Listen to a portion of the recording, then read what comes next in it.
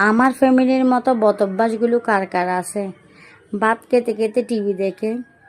এদিকে দেখতেছে আমার মেয়ে ফ্লোরে বসে হা করে টিভি দেখতেছে। কি মজাটা পাই এই কার্টুনের মধ্যে নিজেও জানি না।